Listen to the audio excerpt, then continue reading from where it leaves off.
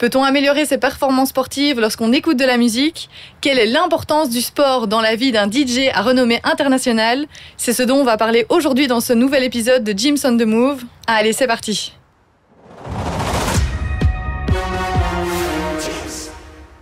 Bienvenue dans ce nouvel épisode de Jim's on the Move, le podcast qui parle de fitness, mais bien plus que ça.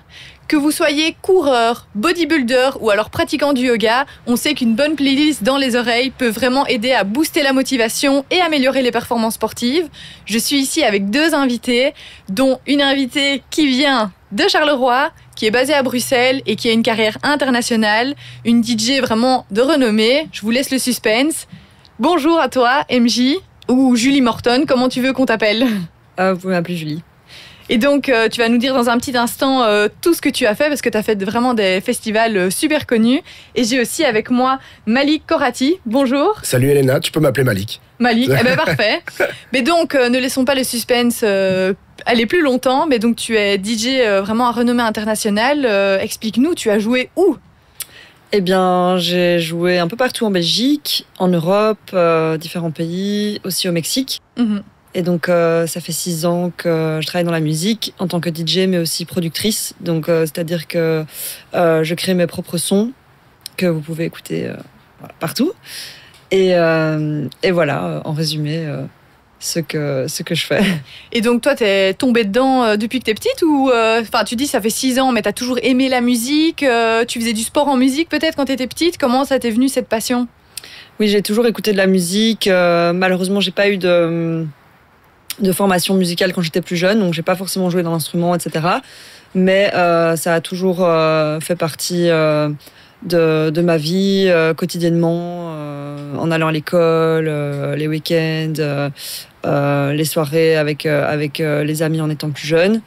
Et il y a une petite dizaine d'années, j'ai commencé à sortir pas mal en festival et en boîte de nuit, musique assez électronique. Et donc c'est là en fait que j'ai découvert tout un nouveau monde qui s'offre à moi, parce qu'étant basée en Wallonie, étant influencée par la musique française, variété française, musique pop, R&B, plutôt francophone, c'est vrai qu'on a plutôt un héritage, je vais dire, nous les Wallons, de cette musique qui nous provient de la France.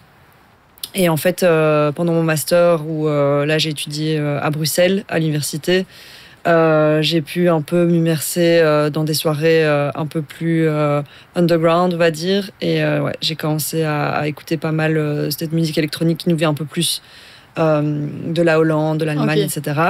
Et donc j'ai fait un petit switch, avec encore et toujours beaucoup d'amour pour le rap et les autres musiques en tout genre, parce que j'écoute de tout et c'est vraiment ça qui m'inspire aujourd'hui, je pense, qui fait ma force. J'arrive vraiment à mixer et à m'inspirer de pas mal de styles différents.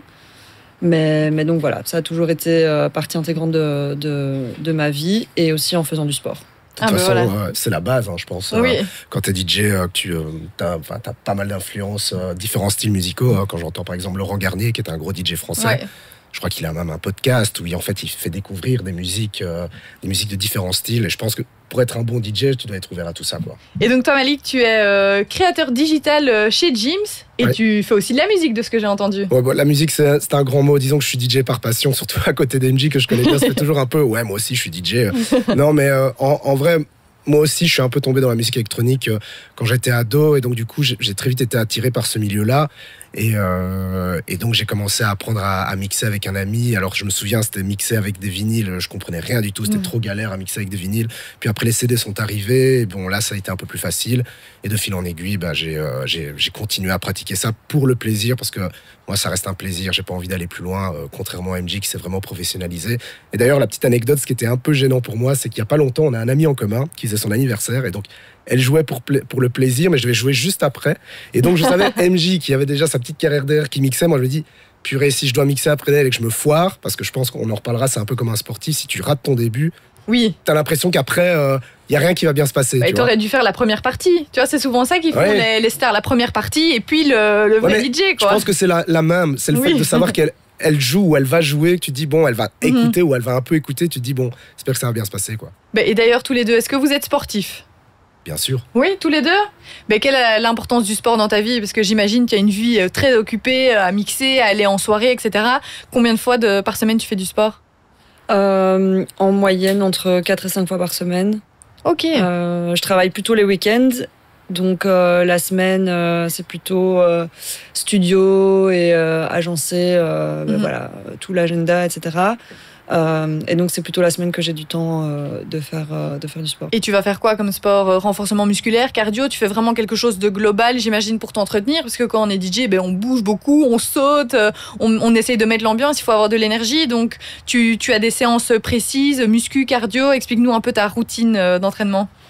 Donc le lundi, j'essaie toujours de faire une petite sortie VTT dans la forêt pour un peu me ressourcer, un truc pas trop compliqué pour après le week-end, parce que lundi c'est être mon jour de congé, je suis un peu fatiguée quand même. Mais donc voilà, le lundi j'essaie de faire ça, ou alors un peu nager. Le mardi fin d'après-midi, j'ai un cours de HIIT. Qui mixe en fait des exercices sur le treadmill, donc le skill mill, qui est un tapis de course assez différent avec de la résistance, et en même temps une zone fonctionnelle pour renforcement musculaire. Oui, donc tu alternes tapis de course et renforcement musculaire, quoi. Ouais, donc ça c'est un entraînement assez poussé, cardio et renforcement, qui fait beaucoup transpirer. Ensuite, mercredi, ça dépend un petit peu. Soit je fais un cours collectif qui me plaît, ou alors plutôt renforcement en salle. Le jeudi, là j'ai un prof chouchou qui s'appelle Manuela, qui m'a enseigné comment faire le grand écart. Ah oui. Tu travailles donc ta souplesse. Est-ce qu'il faut être souple pour être DJ? Ça, je suis pas sûre, mais non, mais voilà, c'est un fait du bien. Un cours de flexibilité, principalement axé sur l'ouverture des hanches, etc. Et en même temps yoga. Super, ouais. Donc tu travailles vraiment tout ton corps, autant muscu, cardio. Et toi, Malik, vu que tu es créateur de contenu pour Gyms, donc j'imagine que tu filmes des sportifs, mais et toi aussi, tu fais du sport alors au quotidien? Oui, c'est vrai qu'avant de commencer chez Gyms, j'étais déjà chez Gyms en tant que gymseur, donc on m'avait parlé de cette salle et moi j'avais envie de me reprendre en main. J'avais vécu une expérience un peu difficile dans le privé, du coup je me dis je vais me reprendre en main et faire du sport. Donc j'essaye de faire 3 fois semaine du sport, et donc ça va du cardio à la muscu. Mais moi je me demandais par rapport à toi, MJ, à quel moment tu t'as pris conscience de l'importance de gérer ton corps quand t'es DJ? Mais en fait, c'est surtout, moi je fais du sport, pas pour mon physique, mais surtout pour mon mental, pour me sentir bien, pour me sentir énergisée. C'est un métier qui est très drainant en termes d'horaire, et donc tu es souvent fatigué et tout. Et en fait, c'est vrai que je me suis rendu compte assez rapidement que le sport, c'était un moyen pour lutter contre la fatigue, pour rester énergique, et surtout pour être bien dans sa peau, quoi. Parce que... Bien dans sa tête, bien dans sa peau. J'imagine que l'image compte beaucoup, même si c'est différent qu'être peut-être un mannequin ou un acteur, etc. Mais DJ, ton image est quand même mise sur scène, donc j'imagine que tu dois quand même faire attention à ton image, ton corps. Oui, c'est un métier d'image. Métier d'image. Après, j'ai de la chance, merci maman, j'ai toujours une morphologie assez sympa, donc voilà, j'ai pas besoin de faire de sport pour mon image, entre guillemets. J'ai une alimentation saine, donc à ce niveau-là, ça va. Mais je fais surtout le sport pour me sentir bien. Oui, c'est ça. Et toi, Malik, ouais. Non, mais ça va à l'encontre de pas mal de clichés qu'on a sur les artistes, de se dire, voilà, le milieu de la nuit ou les autres milieux, c'est d'office lié à des gens qui ne font pas du tout attention à leur corps, qui boivent beaucoup, qui prennent des substances. Qui boivent pour tenir, etc. Exactement, mais en fait, en vrai, la plupart, comme MJ, ont pris conscience très vite qu'il fallait faire attention à tout ça, prendre soin de leur corps et tout simplement, vivre une vie saine, parce que sinon, j'imagine, c'est pas tenable. Rien que toi, une fois par semaine, faire des mix. Je sais que souvent, quand je te voyais, tu finissais vers 3-4 heures du matin, 5 heures du matin, c'est quand même pas évident, quoi. Oui, il faut avoir une condition de base, j'imagine, pour tenir. Surtout, avoir de l'énergie. Tu peux pas te permettre d'avoir une baisse d'énergie, sinon toute la foule a la baisse d'énergie aussi, quoi. Ouais, bien sûr. Après, sur le moment, t'as tellement d'adrénaline, et c'est vrai qu'en général, le set, il dure 1h30, 2 heures. Donc, c'est assez court, ça passe assez vite. Mais bon, tu dois aller à la soirée, faire un peu de networking, puis après, tu veux regarder le DJ qui passe après toi. Et donc, en fait, tu rentres vite chez toi, il est 6-7 heures. Et puis c'est reparti le week-end prochain et le week-end d'après. Et ce qu'il y a aussi, c'est que peut-être parfois je mixe pas, mais en fait je dois quand même aller à ces soirées parce que je dois voir des gens, je dois rencontrer un promoteur, il y a un DJ qui m'inspire que je veux absolument aller voir. Et en fait, moi, mon terrain de travail, c'est ça. C'est les boîtes de nuit, les festivals et les studios de musique. Donc, c'est là que ça se passe, quoi. Oui, c'est ça. Et toi, Malik, vu que tu fais beaucoup de création digitale, j'imagine que la musique, tu dois avoir quand même une oreille musicale pour savoir adapter quelle musique en fonction de quel clip vidéo tu dois fournir. En fait, ce qui est vrai, c'est que je pense que pour qu'une vidéo soit attrayante, il faut d'office que la musique suive. Enfin, moi, je déteste faire une vidéo corporate où en fait, t'as une vieille musique un peu minimale à l'ascenseur où en fait, tu te dis dès la première seconde, ça me donne pas envie. Oui, c'est ça. Et d'autant plus qu'ici, chez Gims ou n'importe quel moment de sport, tout est intense et tout est dynamique. Ouais. Tout doit être rapide, tout doit être bien, l'image doit être belle, etc. On voit en fait, ça doit transpirer un peu ce qui se retrouve dans un milieu comme le milieu du sport. Et donc pour moi, j'associe toujours ça à une musique dynamique, intense, et c'est pour ça que je trouve que Julie est bien placée pour être là aujourd'hui. C'est parce que les musiques électroniques pour moi sont les meilleurs exemples pour intégrer ce type, justement ces musiques dans les vidéos. Alors oui, on pourrait mettre du rap par exemple, du rap très ouais, mais c'est vrai que sur une vidéo de sport, on a plus envie d'un truc mais ça dépend, qui bouge. Ça dépend vraiment. Il faut, dans tous les cas, que ce soit rap ou musique électronique, quelque chose de nerveux, énergique, parce que en fait, voilà, tout bouge très vite. J'ai été récemment faire une vidéo, un after movie pour un événement qui se faisait au Gyms de Marcinelle, qui s'appelait la Gladiator Days. Et en fait, là, c'est très drôle, mais même tous les cours collectifs, ça me faisait assez rire. Ce n'était que de la drum and bass, par exemple. Je connais bien. Donc la drum and bass, c'est une musique électronique, pour ceux qui ne connaissent pas, qui est très très rapide, qui est très dynamique, très nerveuse. Et en fait, la plupart des gens, c'est des gens qui avaient 50, 60 ans, et ils étaient dedans. Et donc, du coup, oui, la musique est importante dans ce moment-là, parce que j'ai l'impression qu'elle te drille. Ah, mais moi, quand j'ai fait le cours collectif chez Gyms, là, la musique, en fait, j'avais juste envie de faire les exercices à fond. Ah ben oui, t'as l'impression d'être en boîte de nuit. D'ailleurs, tu m'avais filmé. T'étais un peu en transe, en plus, t'étais à fond dedans. Ah non, mais moi, je kiffais. Et en plus, tu fais de l'effort, t'es sur le rythme de la musique, le coach était super. Donc ça, je trouve, quand tu fais du sport, que t'as une bonne musique dans les oreilles, c'est vraiment top. Et d'ailleurs, toi, tu t'entraînes avec de la musique, ou est-ce que tu t'entraînes avec ta musique? Genre pour voir si t'es dans l'ambiance, ou tu prends la musique de quelqu'un d'autre quand tu t'entraînes? Écoute, ça dépend des jours. J'aime bien faire les tests studio quand j'ai fini un nouveau son. Je l'exporte sur mon téléphone et quand j'arrive à la salle, je l'écoute. Ça, c'est toujours le meilleur test parce qu'il y a le chemin entre le studio et la salle, et donc il y a un petit peu de temps qui passe, et puis j'arrive à la salle et là je suis motivée, je me mets dans ma bulle et j'écoute le son pour voir s'il y a des petits trucs à changer, ça rend bien, etc. Et généralement, si j'arrive à faire un bon entraînement, c'est que le son est pas mal, ouais. Et après, ça dépend des pratiques.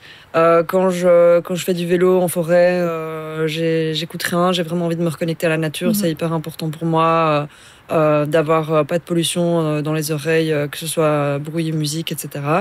Quand je fais yoga, flexibilité, généralement c'est aussi doux, calme, voilà, musique très douce ou pas de musique.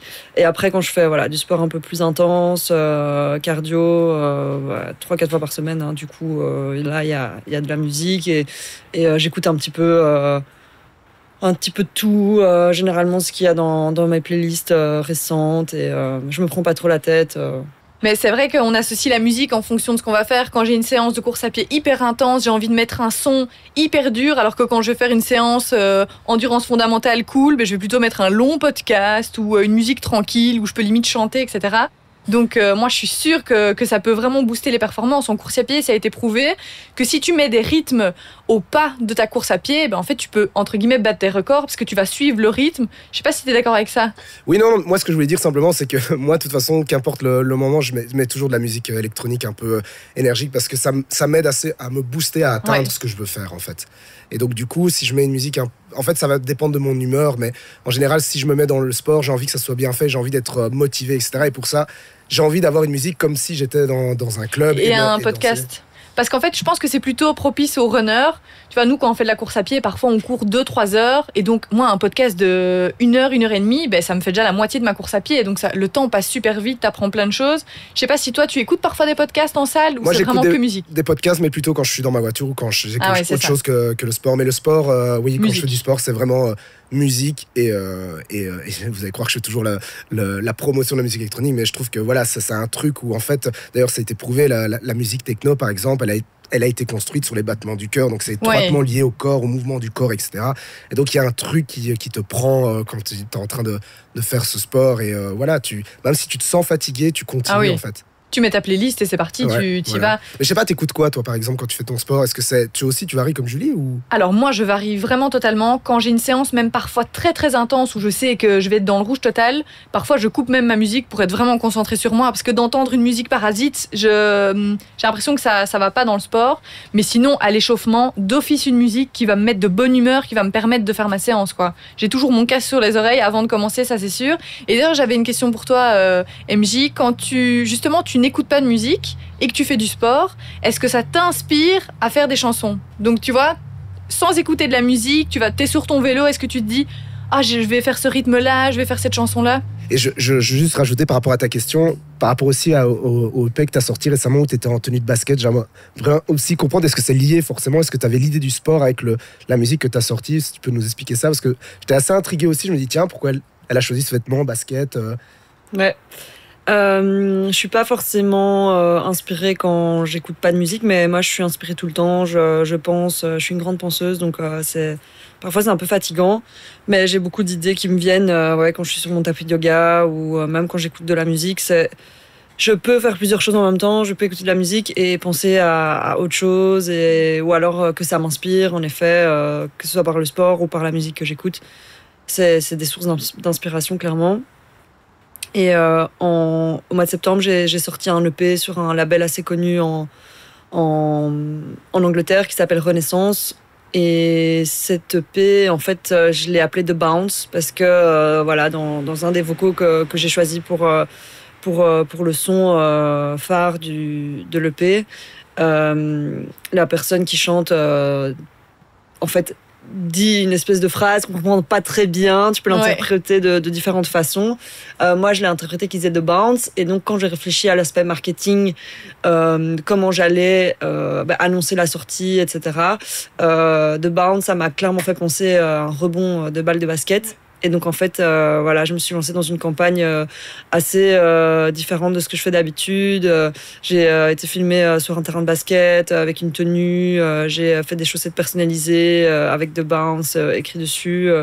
Et ça a super bien marché. Les gens ont hyper fort réagi parce que c'est pas commun de voir ça, en tout cas dans la musique électronique. De voir des mises en scène pour des sorties de sons, des clips, parce qu'en fait il n'y a pas énormément de clips dans la musique électro. Et non, ça a super bien marché. Et il y a beaucoup de gens qui m'ont demandé si je faisais du basket. Ah oui, mais c'est ça. Moi, c'était ma première réflexion. Je me dis, tiens, elle a fait du basket ou... Mais j'ai fait du basket en étant plus jeune. Ouais. Oui, c'est ça qui t'a peut-être donné l'idée.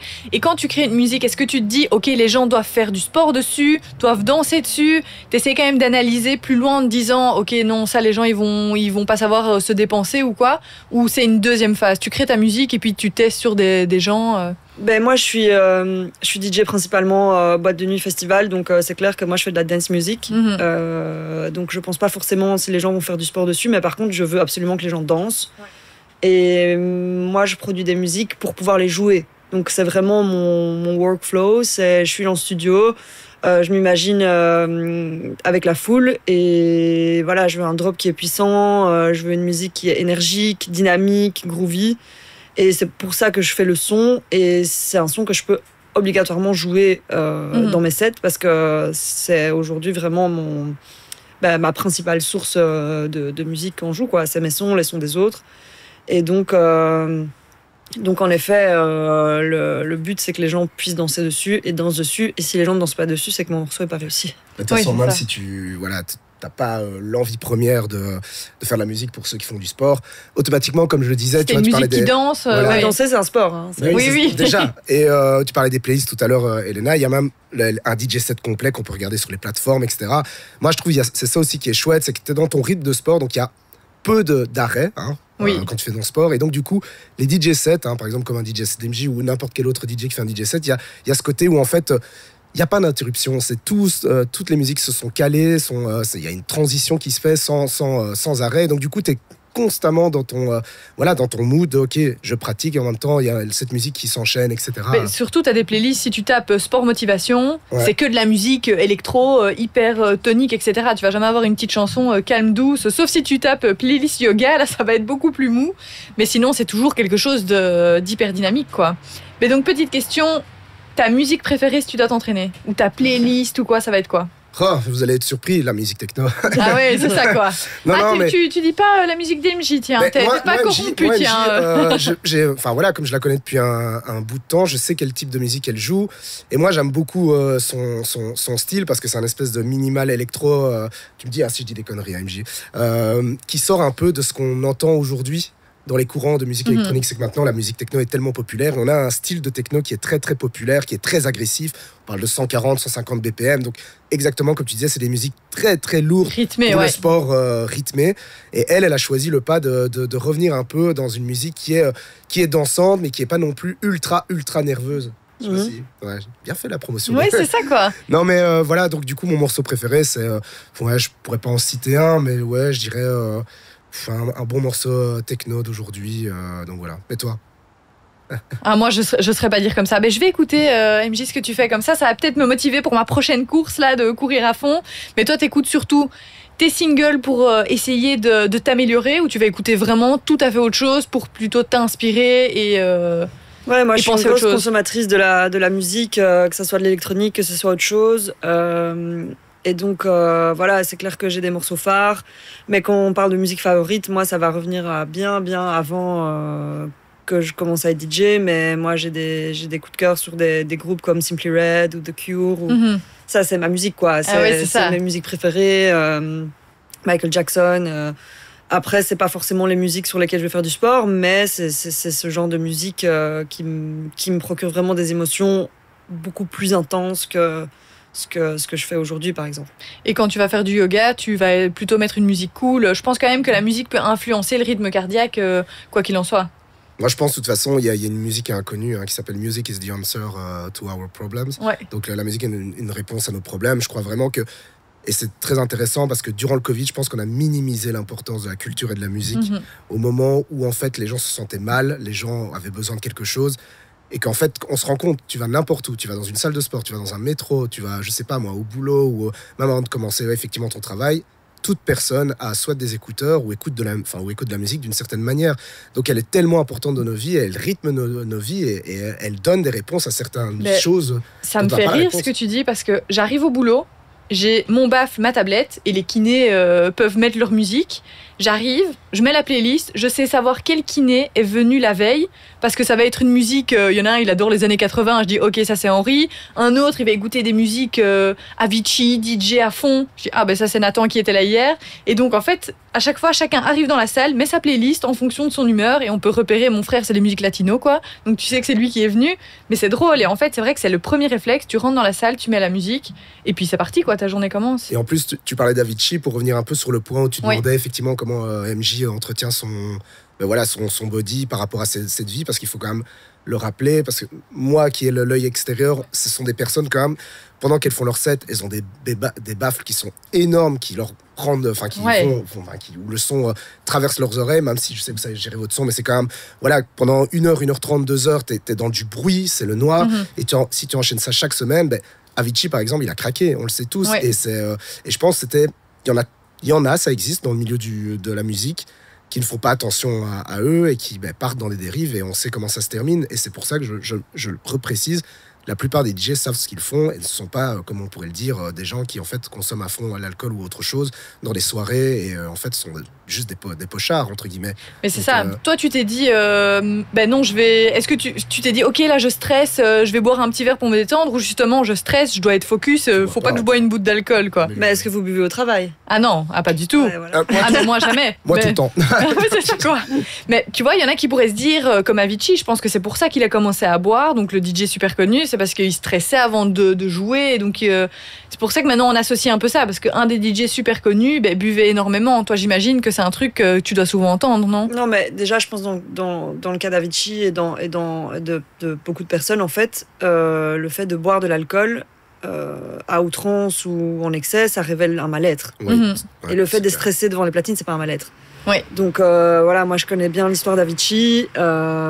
C'est clair que l'industrie de la musique, c'est le show business, c'est pas la garderie, quoi. C'est pas un truc tranquille et plaisant. C'est une industrie hyper compliquée. Il y a beaucoup de sacrifices, il y a énormément de pression de la part de ton management. Et en fait, il y a des pressions qui sont beaucoup plus importantes que la foule et le stress le jour d'un show. Donc en effet, il faut savoir avoir la tête sur les épaules, et en fait ça passe par être sobre, mais en fait être maître de tes actes et de ce que tu fais et de ce que tu ressens. Et moi j'ai arrêté l'alcool il y a 3 ans, quand ma carrière s'est vraiment professionnalisée, tout simplement parce que je buvais pas quand je mixais, parce que voilà, j'avais envie d'être technique derrière les platines, j'avais envie d'être professionnelle. Quand tu bois un verre, c'est difficile de t'arrêter après un verre, et t'es dans un milieu où tout le monde boit, tout le monde te propose à boire, etc. Donc en fait, moi j'étais là, j'ai pas besoin de boire, je vais dire non parce que j'ai pas envie de céder aux tentations. Et en fait, ça a été super facile pour moi d'arrêter. Et quand j'allais en soirée et que je mixais pas, je me disais, en fait, j'ai pas du tout besoin de boire un verre. Quand j'y vais et que je mixe, je bois pas, donc pourquoi pas quand je mixe. Surtout que toi, t'as vraiment plutôt choisi hygiène de vie, nutrition, sport, au lieu d'être sur le fil et de craquer. Et je pense qu'il y a pas le choix. Pas de secret. Non, ça dépend clair. où tu veux aller. Après, moi, je connais beaucoup de DJ qui boivent, la majorité boivent, clairement, et voilà, qui consomment des drogues. Et en fait, il n'y a pas de marche à suivre, c'est juste jusqu'où ton corps est capable de tenir. Et moi, je sais que je suis quelqu'un de très, très sensible à tous les niveaux, et c'est impossible pour moi. Moi, ce que je voulais dire, c'est que par rapport au niveau des DJ, ceux qui sont encore là aujourd'hui ont compris très vite qu'il fallait pas. penser, ils ont sûrement eu toute une période où ça a été évidemment la guinda, etc. Et puis à un moment donné, il faut passer à autre chose. Parler d'Avicii, elle avait raison. Et d'ailleurs, pour la petite anecdote, Julie, que je connais bien, quand je lui ai demandé de venir la filmer, j'étais assez surpris déjà de voir à son niveau, et je parle déjà d'un niveau qui est professionnel, combien de personnes sont derrière elle, combien de personnes gèrent le truc, combien tu sens un peu la pression. C'est pas une énorme pression dérangeante, mais tu sens qu'il y a quelque chose à rendre. Il y a du monde autour. Une fois qu'elle a fini, elle doit parler. Désolé, je parle pour toi, mais tu pourras le dire. Mais je veux dire, moi je vois ce qui se passe, c'est que dès qu'elle a fini, comme elle disait, il y a le travail de discuter avec les gens, mais aussi faire des photos, etc. avec tout le monde qui... Enfin, le monde qui vient c'est comme du ça, marketing en plus, quoi. Mais non, c'est clair. Donc oui, et c'est pour ça que c'est très bien de suivre quelque chose qui sort un peu de son milieu, qui est très énergique, qui est très énergivore. Je pense que le sport, ça doit canaliser aussi. Ça doit canaliser, ça doit remettre, te recentrer, en tout cas, sur les choses essentielles de la vie, quoi. Non, mais pour moi, c'est hyper important. Si je fais pas de sport, je me sens pas bien. Je le sens. J'ai besoin de m'être dépensée. Je sais pas si vous connaissez le design humain. C'est hyper intéressant. C'est un outil, en fait, qui a été développé il y a quelques années avec un mix entre le thème astral et des médecines ancestrales. Et le design humain, en fait, ça détermine différents profils d'êtres humains. Et en fait, il y a notamment 2 catégories. Il y a des humains qui génèrent de l'énergie et il y a des humains qui n'en génèrent pas. Et donc, ils vont tirer l'énergie ailleurs. Des autres. Voilà, des autres, de l'environnement, etc. Et en fait, par rapport à ton type de profil, en fait, tu peux te rendre compte qu'il y a certaines personnes comme moi qui génèrent beaucoup d'énergie, qui sont des sources en fait d'énergie sacrale, et donc qui vont en fait construire le monde de demain. Et en fait, ces personnes qui sont les bâtisseurs de la planète vont avoir besoin d'avoir dépensé toute l'énergie avant d'aller dormir. Sinon, tu ne sais pas dormir. Et en fait, moi, j'ai énormément parfois d'insomnie parce que j'ai pas assez dépensé mon énergie, j'ai pas fait assez de sport, ma batterie est pas du tout assez vidée. Et donc, en fait, tu te retrouves dans ton lit, les yeux ouverts, avec moi, je le sens vraiment quand ça m'arrive, j'ai comme une espèce de charge électrique qui monte et qui descend dans mon corps parce qu'il y a encore trop d'énergie, et donc j'arrive pas à dormir, quoi. Ouais, donc tu sais que le sport, c'est avant tout pour bien dormir et pour te sentir bien. Merci en tout cas pour toutes ces informations, franchement super intéressant. Et d'ailleurs, on peut te retrouver où, sur quelle plateforme? J'imagine t'es partout. Oui, je suis partout. Est-ce que t'es sur Instagram, oui, c'est Facebook, ça. TikTok Dis-nous tout. Donc Instagram, c'est mj.music, MJE. Les plateformes de streaming, Spotify, Apple Music, YouTube. Là, vous me retrouverez sous le nom de MJ. Il y a aussi toutes mes dates à venir. Vous pouvez me trouver au Fuse la semaine prochaine, le 28. Je vais aussi. Oui, t'es dans des clubs en Belgique, là. Le Fuse, c'est un club en Belgique, à Bruxelles. Elena, un club mythique de Belgique. Un club mythique. Oui, il me semblait bien. C'est le plus vieux club techno de la Belgique. 1994, d'ailleurs, c'est aussi ma date de naissance, donc c'est marrant. Ah oui. On a le même âge. Aussi mi-mars au festival Tomorrowland Winter. Donc voilà, ça c'est les plans. Et cet été, tu seras où? Parce que Alors, c'est l'été, c'est là où il y a le plus de festivals. Donc, en Belgique, c'est la grosse saison. Ouais. Donc cet été, j'ai des festivals confirmés comme Dour, Tomorrowland, Loveland aux Pays-Bas, Mysteryland, où je vais faire pour la première fois un live set. Donc ça va être complètement différent du DJ set. Donc j'aurai vraiment un setup live où je vais construire la musique, entre guillemets, en live. Et T'es stressé pour ça? non, je suis pas stressée, j'ai encore le temps de me préparer. Hein. oui, c'est ça, mais c'est chouette. C'est chouette déjà d'avoir des dates bookées à ce moment-là, quoi. Ah oui, oui. Bête question, je te l'ai jamais demandé, mais pourquoi MJ? Tiens. MJ, en fait, c'est mes initiales. MJ et Michael Jackson. Donc c'est EMJI pour ceux qui veulent te retrouver. EMJIE. EMJIE pour ceux qui veulent te retrouver. Eh ben, un grand merci, Julie, d'être venue et on te souhaite tout le meilleur pour les dates à venir. Merci à toi, c'était avec plaisir. Et merci Malik pour ton intervention et on espère que tu vas performer en tant que DJ là. T'as une bonne. Si déjà je peux faire des chouettes vidéos, des behind the scenes de Jims du podcast, ça serait déjà pas mal. Ben voilà, peut-être que MJ tu peux l'inviter sur tes avant-premières de scène, ce serait pas mal. Elle le sait, je dois encore terminer un projet pour elle. Je la lâche pas. Super, merci à vous, à bientôt.